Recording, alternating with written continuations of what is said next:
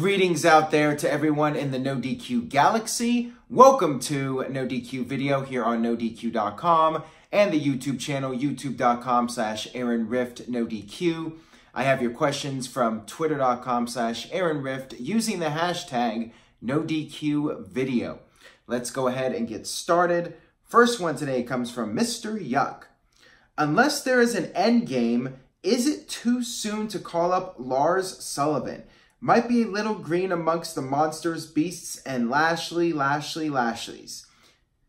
I think that, first of all, maybe Lars Sullivan is not best off on Raw. Now, from what I remember, and my memory is already foggy, I think he was shown on both Raw and SmackDown in the video packages. I could be wrong. It could be just Raw. But I do feel you make a very valid point. If Lars Sullivan is coming on Monday Night Raw, you already have Bobby Lashley, you already have Braun Strowman, you already have Drew McIntyre, you already have several monsters already fighting for that top spot. It feels like Lars would very quickly get lost in the shuffle. So, yeah, I think he's way better off at this point being on SmackDown. I am a little surprised, though, that he's even being called up at this point, just because I feel like the main roster is so crowded that Lars is going to quickly become a comedy figure.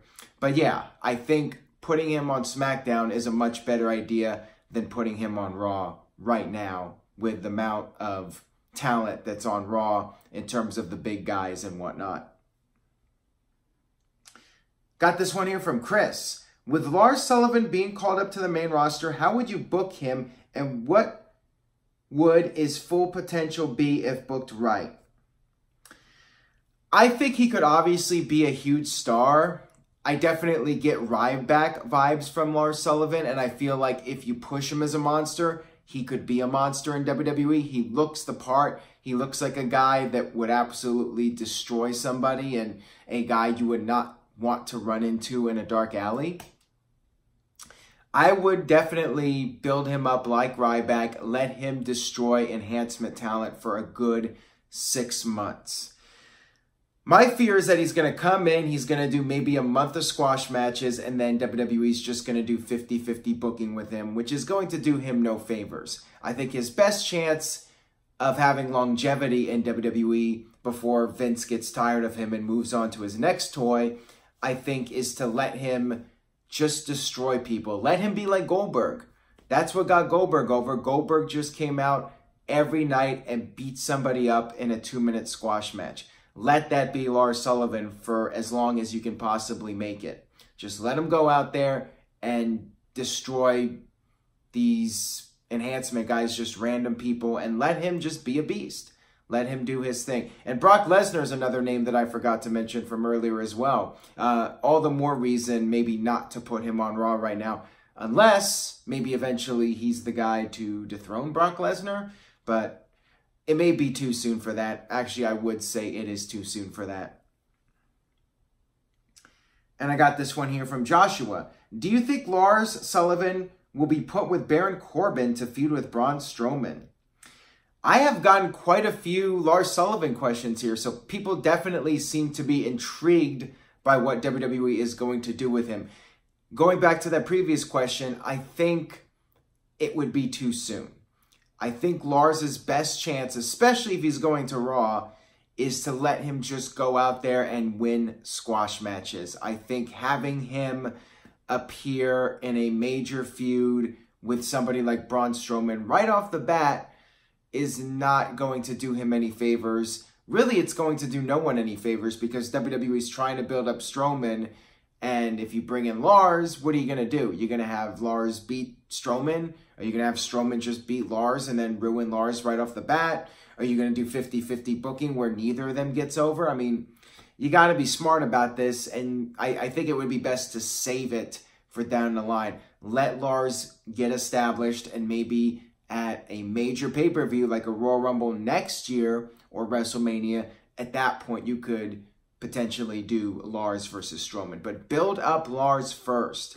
Don't just bring him in and him beating Strowman, it isn't the right time. It just isn't. Got this one here from Juan. Do you think Baron Corbin might win the TLC match with Braun Strowman now that they have shown that Lars Sullivan is coming to Raw? I am not expecting that. My prediction, and this is early, I feel like Strowman, if he is in fact able to compete at TLC with the whole elbow surgery, I think it's a pretty safe bet that Strowman is winning and then going on to the Royal Rumble to face Brock Lesnar. But what's going to happen there? Is Strowman going to lose to Lesnar yet again? So perhaps we could see some sort of swerve. And I would not be shocked if Sullivan did show up in that kind of role where he got involved and was a new foil for Strowman. However, I think it's a mistake right now. It's not something I would do personally at this point. Moving on here from Lars Sullivan. We talked enough about him, I think, for one video. From SCW Wrestling Channel. What are your thoughts on AJ Styles losing the WWE title when he was so close to passing CM Punk's reign? Has it been a waste of booking, and has it harmed the credibility of other guys who could have had a chance of being champion this year, such as Nakamura? And I think he meant Samoa Joe, but it cut off. I was a little bit surprised, although once the match was announced on SmackDown, I was like, okay, this is WWE making up for Becky Lynch getting hurt. WWE felt like they had to do more than just announce Charlotte facing Ronda Rousey at Survivor Series. So to me, if we had not seen Becky Lynch go down with that injury, I really feel that was a last-minute decision, despite what reports might be out there about it. My gut feeling is that the title change was a last-minute decision. I heard one report that Vince just did not want to have AJ job out again to Brock Lesnar, and that's why they did the switch. But my feeling is WWE wanted to have AJ beat Punk's record.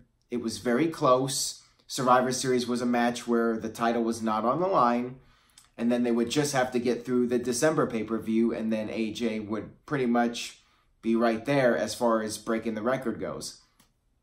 And it's not even a record anyways. I like how I keep saying record when it's not actually a record. Gotta love WWE, how they spin things and they use words a certain way to make you feel something is the way it is when it isn't. I think AJ losing was a last-minute decision by WWE. I really do. And I think he would still be champion right now if it wasn't for Becky Lynch going down with the injury. The whole thing on SmackDown really felt like something that was just thrown together. The Bryan heel turn, you know, when he came out there, yeah, it did feel like a heel turn was coming. But overall, I think, you know, WWE had other plans. And they were going to continue the Daniel Bryan-Miz feud. They were going to do one more match with those guys. And yeah, I don't think Bryan was going to be in the WWE title picture. I just don't. This one comes from Calvin. Now that Daniel Bryan is WWE Champion, who do you see him facing at WrestleMania? There are barely any face SmackDown stars who can fit the role. Maybe Rey Mysterio, but that's about it. Interesting. That's a very valid question. And perhaps whatever plans WWE had for SummerSlam, or excuse me, WrestleMania. I'm thinking of SummerSlam because of Toronto and the NoDQ.com meetup, which I'm hoping to set up for then. But regarding WrestleMania, any number of things could happen. WWE could change plans again. Could end up being Daniel Bryan versus AJ, even though they're scheduled for TLC.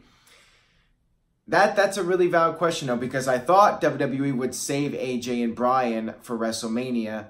And now it feels like Bryan and The Miz for WrestleMania is out the window, unless maybe, just maybe, The Miz goes babyface against Daniel Bryan at WrestleMania. How about The Miz winning the Royal Rumble? That would be, to use his term, pretty awesome. The Miz has been, you know, kind of like a comedy heel for a while. Imagine if he actually got a strong babyface push and you don't mess it up by giving him the figure 4 leg lock. I know some people thought that Miz babyface run was really disappointing. Maybe this time it would work better. Maybe a babyface Miz who's just pissed off and is doing his thing against Daniel Bryan, maybe that would get over and maybe that would work for WrestleMania. What do you guys think? Leave a comment. Let me know.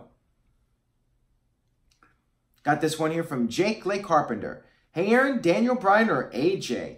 You have to choose one to keep in the company and one to fire, and you would have to pick. Who do you choose? Is this one of those like FMK type questions?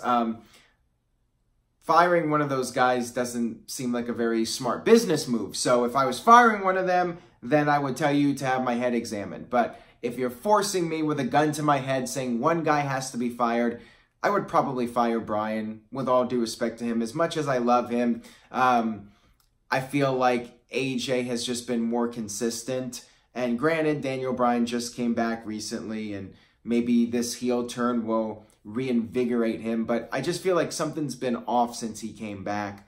I don't know what it is. Maybe he's just working the safer style. Maybe it's just the booking. Could be any number of things.